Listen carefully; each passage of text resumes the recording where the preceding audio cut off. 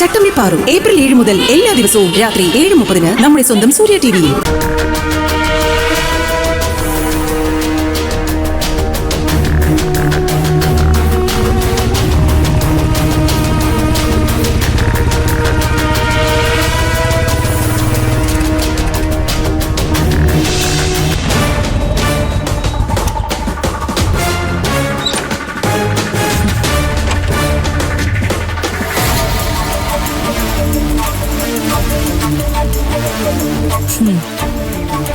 നീ എന്തിനാ ഇങ്ങോട്ട് വന്ന്? ഗോപാൽജി സൈറ്റിലെ കാര്യങ്ങളെല്ലാം എന്നെ ഏൽപ്പിച്ചു. അതൊക്കെ പണ്ടായിരിക്കും. ഇനി അങ്ങോട്ട് നിന്നെ വിശ്വസിക്കാൻ കൊള്ളില്ലെന്നേ അച്ഛന് മനസ്സിലായി കാണും. ഇനി ഒരു പ്രോജക്റ്റ് നിന്നെ ഏൽപ്പിച്ചാ നീ ചതിക്കില്ലെന്ന് ആര് കണ്ടു? ഇനി നിന്റെ സേവനം ഞങ്ങൾക്ക് ആവശ്യമില്ല. ഞാൻ ജോലി ചെയ്യുന്നത് ഗോപാൽജിക്ക് വേണ്ടി മാത്രമാ. അദ്ദേഹം പറയാതെ എന്നെ ഏൽപ്പിച്ച ജോലി ഞാൻ നിർത്തില്ല. അതിന് നിനക്കിവിടെ ജോലി ചെയ്യാൻ ഒന്നുമില്ലല്ലോ. നീ ചെയ്യാനുള്ള കാര്യങ്ങളൊക്കെ ഇപ്പൊ ഞാനാ ചെയ്യുന്നേ. ഇപ്പൊ എല്ലാം തീരുമാനിക്കുന്ന ഞാനാ. കാര്യങ്ങൾ നീ തീരുമാനിക്കുന്നതിനോട് എനിക്ക് ഒരു വിരോധവുമില്ല. എന്നെ എന്റെ ജോലി ചെയ്യാൻ സമ്മതിച്ചാൽ മതി. പുറകിൽ നിന്ന് കുത്തുന്നവരെ ഞാൻ എന്റെ കൂടെ ജോലിക്ക് നിർത്താറില്ല. എനിക്ക് ആരെയും ചതിക്കാനോ കൊച്ചാക്കാനോ ഉള്ള ഉദ്ദേശം ഉണ്ടായിരുന്നില്ല. എന്റെ അനിയത്തി നാട്ടുകാരുടെ മുന്നിൽ നാണം കെടരുതെന്നുള്ള ആഗ്രഹം മാത്രമേ എനിക്കുണ്ടായിരുന്നുള്ളൂ. സഞ്ജു അവളുടെ ഉത്തരവാദിത്വം ഏറ്റെടുക്കുന്നത് തന്നെയാണ് ശരി. അവൻ തന്നെ ആ തീരുമാനത്തിലെത്തിയപ്പോ ഞാനൊന്ന് സപ്പോർട്ട് ചെയ്തു, അത്രേ ഉള്ളൂ. നീ എന്തൊക്കെ കാര്യങ്ങളിലാ അവൾക്ക് സപ്പോർട്ട് കൊടുക്കുന്നത്? അവൾ എന്താ ചെയ്തതെന്ന് എനിക്ക് കൃത്യമായിട്ട് അറിയാം. എന്റെ വീടിന്റെ മരുമകളാകാൻ വേണ്ടി ബുദ്ധിയില്ലാത്ത സഞ്ജുവിനെ അവള് വശീകരിച്ചു. എന്നിട്ട് ഒരു നാണമില്ലാതെ വയറും വീർപ്പിച്ചുകൊണ്ട് വന്ന് അവനെ ഭീഷണിപ്പെടുത്തി കല്യാണം കഴിപ്പിക്കുകയും ചെയ്തു. നീ അവസാന ഘട്ടത്തിൽ മാത്രമാണോ സപ്പോർട്ട് ചെയ്തത്? അതോ ഇവൾ ഈ കാര്യങ്ങളൊക്കെ പ്ലാൻ ചെയ്യുമ്പോഴേ നീ സപ്പോർട്ട് ചെയ്തിരുന്നോ? സ്വന്തം അനിയത്തിയെ വെച്ച് ഇങ്ങനൊരു കളി കളിക്കാൻ മാത്രം നാണം കിട്ടവനായിരുന്നു നീ എന്ന് എനിക്കറിയില്ലായിരുന്നു.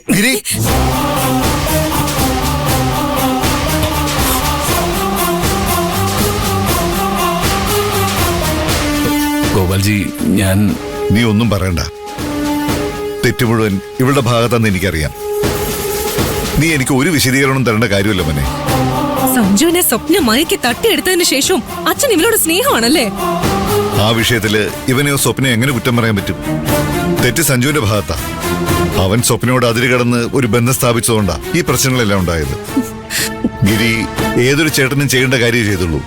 അതുകൊണ്ട് എനിക്ക് ഇവനോട് ഒരു വിരോധമില്ല. എത്ര പണി കിട്ടിയാലും അച്ഛൻ പാഠം പഠിക്കില്ല.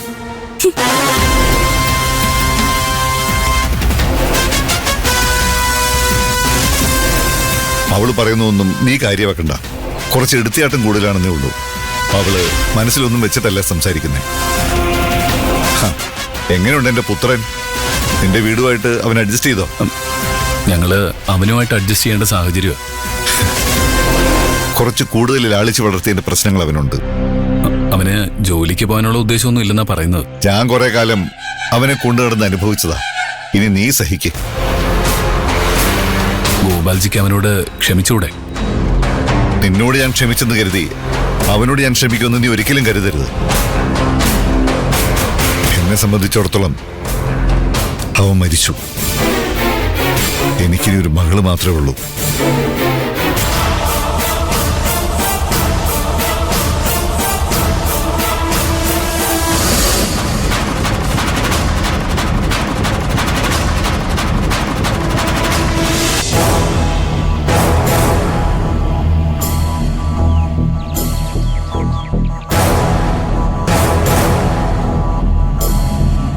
സഞ്ജുട്ടാ,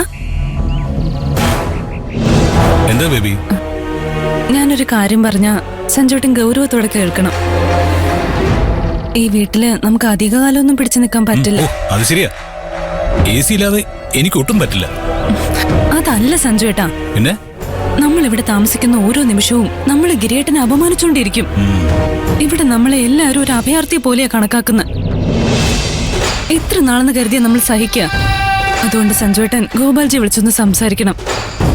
അദ്ദേഹം എന്തെങ്കിലും അയവ് കാണിച്ച് നമ്മളെ തിരിച്ചു കയറ്റി എല്ലാം ശരിയാവില്ലേ? അതൊരിക്കലും നടക്കില്ല ബേബി. ശാലിനി ഇപ്പൊ ഡാഡിയുടെ അടുത്ത് നന്നായിട്ട് സ്വാധീനം ചെലുത്തിയിട്ടുണ്ട്. ഞാൻ ഡാഡിയോട് എന്ത് പറഞ്ഞാലും അവൾ അതിനെ വളച്ചൊടിച്ച് അവതരിപ്പിക്കും. പിന്നെ അതെനിക്ക് ദോഷമാവും. അപ്പോ നമുക്കിനി ഒരിക്കലും അവിടെ കയറാൻ പറ്റില്ലേ? എന്നാര് പറഞ്ഞു? നമ്മൾ കുറച്ച് കാത്തിരുന്നാൽ മാത്രം മതി. ശാലിനിക്ക് എന്തെങ്കിലും അബദ്ധം പറ്റും. അപ്പൊ ഡാഡി അവളെ കുറ്റപ്പെടുത്തും. വീണ്ടും ഞാൻ ഉണ്ടായിരുന്നെങ്കിൽ എന്ന് ഡാഡി ചിന്തിക്കും. അപ്പോ എനിക്ക് അവിടെ ഇറങ്ങി കളിക്കാനുള്ള അവസരം കിട്ടും. അങ്ങനൊരു അവസരം കിട്ടിയില്ലെങ്കിലോ? ശാലിനി എല്ലാം നന്നായി തന്നെ കൊണ്ടുപോയാലോ? ഏയ്, ഒരബദ്ധം ആർക്കും പറ്റും. പ്രത്യേകിച്ചും ഇത്രയും വലിയ സ്ഥാപനങ്ങൾ നടത്തുമ്പോ. ഇത്രയും ബ്രില്യൻ്റായ എനിക്ക് തന്നെ എത്ര തവണ അബദ്ധം പറ്റിയിട്ടുണ്ടെന്നോ? അപ്പോ സഞ്ജുവേട്ടൻ അവൾ അബദ്ധം കാണിക്കാൻ വേണ്ടി കാത്തു നിൽക്കാൻ പോവാണോ? അതെ, വേറെ വഴിയില്ലല്ലോ.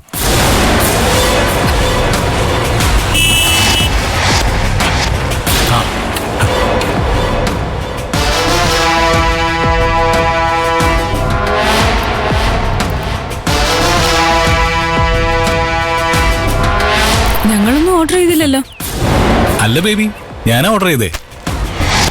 ആന്റി, എനിക്ക് ഇവിടുത്തെ ഭക്ഷണം തീരെ ഇഷ്ടപ്പെടുന്നില്ല. അതുകൊണ്ട് ഞാൻ ഓൺലൈനായിട്ട് ഒരു മന്തി ഓർഡർ ചെയ്തു. ആന്റി എന്റെ കാശും കൊടുത്തേക്ക്.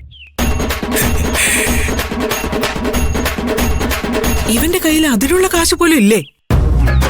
ശല്യം. എത്രയായി? 510.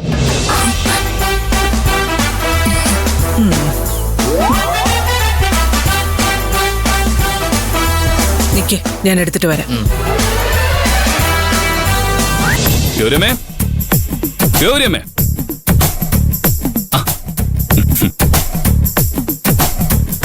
നിന്നെ വിളിച്ചപ്പോ നീ വരുമെന്ന് എനിക്ക് ഉറപ്പൊന്നുമില്ലായിരുന്നു. അതെന്താ ഗൗരമ്മേ? ഗൗരിയമ്മ വിളിച്ചാൽ ഏത് പാതിരാത്രിയാണെങ്കിലും ഞാൻ ഓടിയെത്തുമെന്ന് അറിയില്ലേ? എനിക്ക് നിന്നോട് ദേഷ്യം തോന്നിയപ്പോ പലതും പറഞ്ഞായിരുന്നല്ലോ. ഗൗരിയമ്മയ്ക്ക് എന്നെ ചീത്ത വിളിക്കാനും തല്ലാനും ഒക്കെ ഉള്ള അവകാശമുണ്ട്. അതൊന്നും ഞാൻ കാര്യമായിട്ട് എടുക്കില്ലെന്ന് ഗൗരിയമ്മയ്ക്ക് അറിയില്ലേ?